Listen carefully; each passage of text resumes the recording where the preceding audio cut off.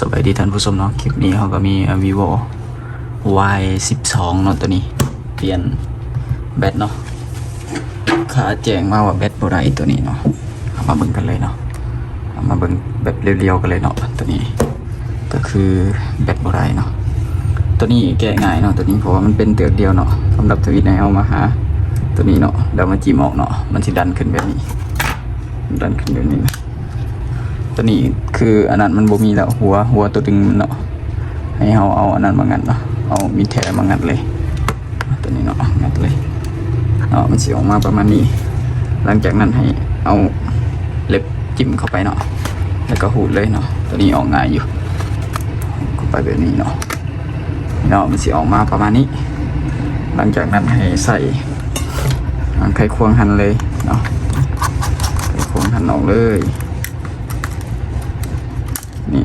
เนาะวางไว้เลยเนาะตัวนี้คือเราสิหั่นแต่ทั้งเนาะเพราะเราต้องการเปลี่ยนแต่แบตอย่างเดียวเนาะตัวอื่นบ่เกี่ยวหั่นออกไปเลยเนาะแบตบ่ได้เนาะแบตบ่ได้ตัวนี้แบตบ่ได้ก็ต้องเปลี่ยนแบตหั่นออกเลยเนาะนี่ขึ้นเนาะตัวนี้ต้องหั่นออกให้มันเบิดเนาะนี่คือแบบนี้เนาะหลังจากนั้นเอามาแกะตัวนี้แกะแพร่แบตนี้ออกเนาะแกะที่สีเนาะแล้วมาแกะแพร่สวิตช์ที่เปิดนี่หลังจากนั้นให้มาดึงตัวนี้ออกเนาะดึงขึ้นเลยเนาะตัวนี้คือตัวเก่าเนาะที่ใช้งานบ่ได้เนาะจะเป็นประมาณนี้หลังจากนั้นตัวใหม่ตัวนี้เนาะตัวใหม่จะเป็นสีดำแกะออกเลยเนาะตัวใหม่จะเป็นสีนี้คือตัวนี้จะเป็นตัวราคาถึกแน่เนาะเอาศพเข้าไปเลยแบบนี้นี่เนาะปึ๊บวางลง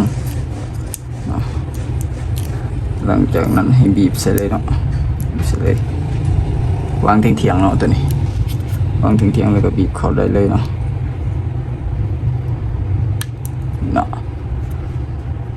บีบเข้าแล้วหลังจากนั้นแล้วก็เปิดเบิ่งเนาะเปิดเลยเนาะ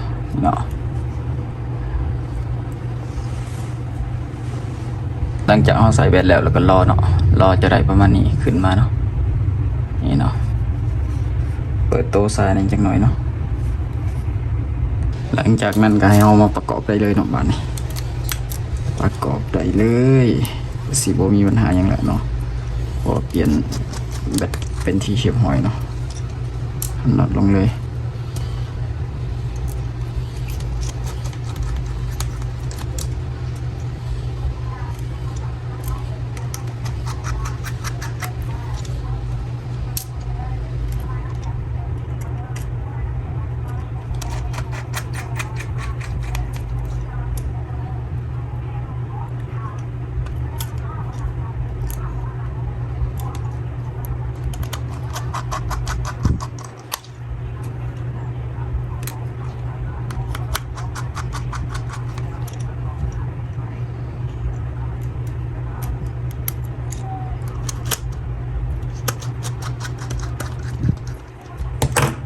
ตัวนี้เนาะก็เป็นอันที่สำเร็จตัวนี้แก้วก็ได้เนาะใส่ก็ได้หลังจากนั้นให้เอาผ้ามันมาประกอบเลยเนาะประกอบปึ๊บเอาเข้าเลยเนาะปึ๊บเข้าไปเลยหยิบเข้าไปเนาะจะได้ประมาณนี้นะถือว่าเป็นอันเสร็จสิ้นไปทีหอยเนาะก็คืองานเปลี่ยนแบตเนาะตัวนี้เนาะขอบใจหลายๆเนาะที่ติดตามรับชมคลิปจนจบเนาะถ้าว่าอยากให้เอาคลิปไปด้วยก็สามารถคอมเมนต์เข้ามาได้เนาะถ้ามีเครื่องแบบนี้เขาก็สิให้เบิ่งเนาะ